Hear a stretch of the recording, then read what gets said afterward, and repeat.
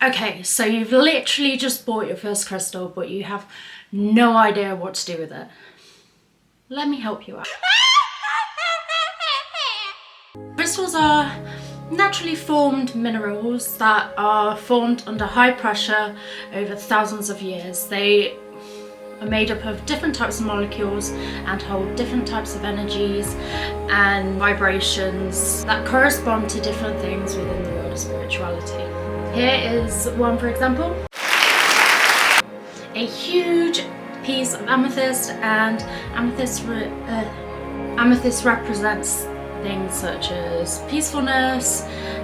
They can help reduce anxiety, stress, and all those nasties. So just a little side note before I get into the depths, deep dark depths of the interview. Cutting and editing of this video is going to be insane.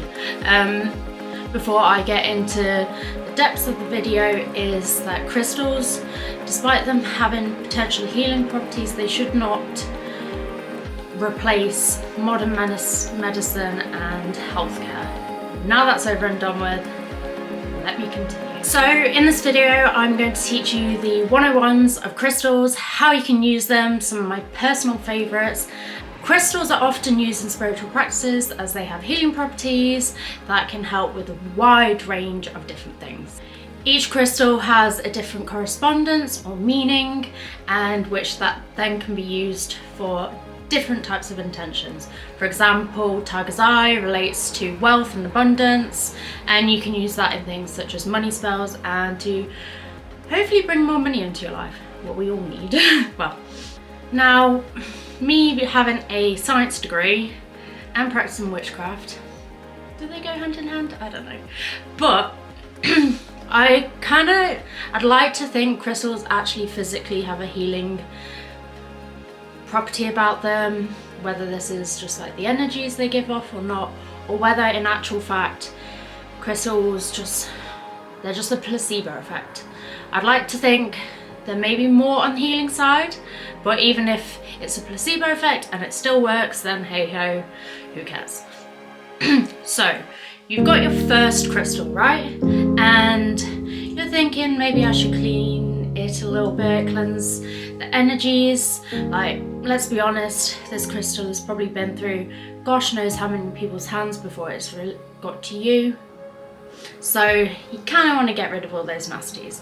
There's a few different ways you can cleanse your crystals, whether that's through water, sunlight, moonlight, incense. There's a whole long list of what you can use. So in this case I'm using some white sage incense. Please don't come at me for using white sage. I can't be bothered to go through the argument with it, so don't leave those sorts of comments in my comments. I can't be bothered.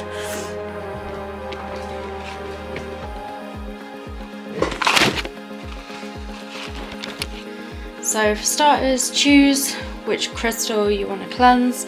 I'm going to use this piece of great agate. And then as you're cleansing your crystal, just visualize all the nasties, negative energies and bits like that you don't want to be associated with your crystal disappearing into the smoke. So you can cleanse it for as long as you like or for as short as you like. Just sit there, make sure the crystal gets well and truly covered in the smoke.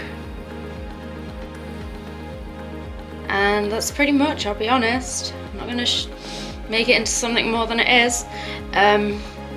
You can also use incense to cleanse all sorts of different things, whether that's your spell jars, whether that's the spell jars you make, or your home, or anything like that. It is honestly down to you.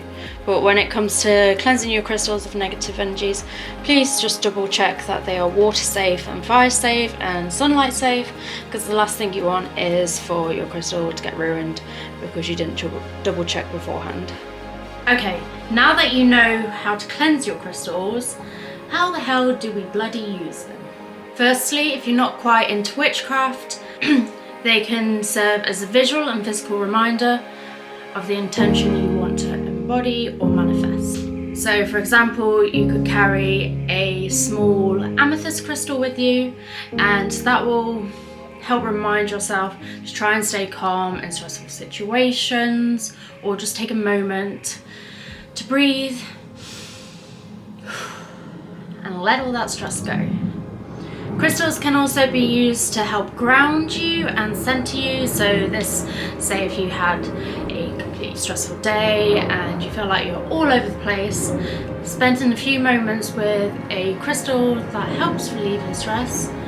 Keep going back to amethyst, but amethyst will help with this, will help to ground you and center yourself once again. You can do this by just taking a moment to meditate, clearing your mind, and spending a moment to concentrate on the amethyst energies. For those who are more on the witchy side of things, so like delving into the world of witchcraft and doing different spells and bits and bobs, crystals can serve many different useful things. For example, say if you're wanting to manifest a particular thing, or you want to create a spell that relates to a particular intention, you can use corresponding crystals to help give your spell an extra boost. Or you could have huge crystals lying around your house that will help bring in different intentions. So where else can you buy crystals? Firstly, I would say a reputable website or shop. Wink wink, I can't wink. My website.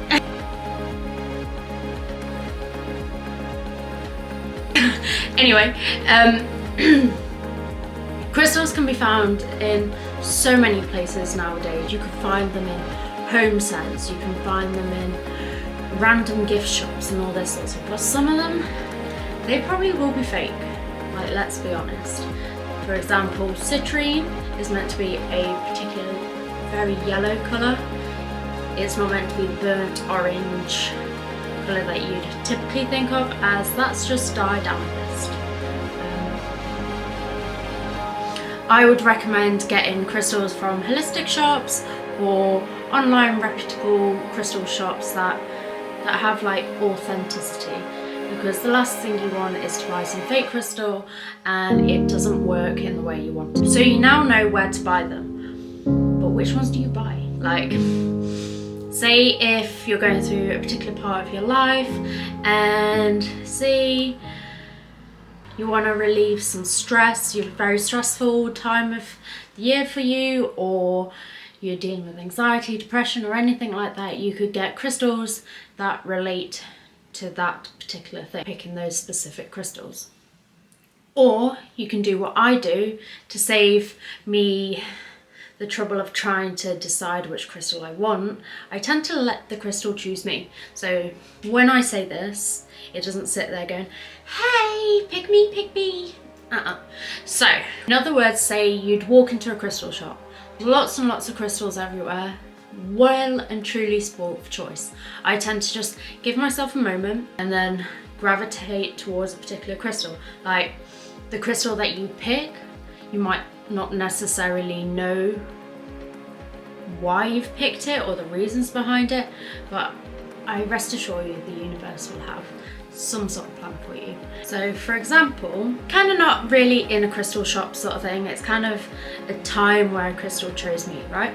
A little story time, okay? So I was on holiday with my family. I think I was in Cornwall, and we were in a city where we were just mooching around, doing your everyday shopping, seeing what you can waste your money on, because pretty much my money was burning a hole in my pocket at that time. I think I'd gone off on my own because I tend to just like mooch around in shops on my own instead of following people. But then I went to go look for my parents, and I don't know, I feel like antique shops are quite good for finding crystals, especially with the one I found, okay? So I was looking through all the little bits and bobs, looking through the glass cabinets and everything, and then I spotted a piece of moldavite. Like, I'm pretty sure you guys have heard of moldavite before. It was a huge TikTok craze at, I don't know, maybe 6 months ago or last year. My whole time frame ain't right.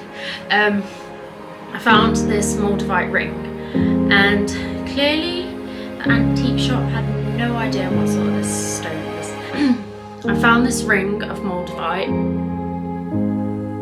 and oh my gosh, I kid you not, it was £14 for this Moldavite sterling ring. I knew straight away what the hell that was, and for £14 for a decent sized, I'd say maybe centimetre squared piece of Moldavite, I snapped that up so quickly.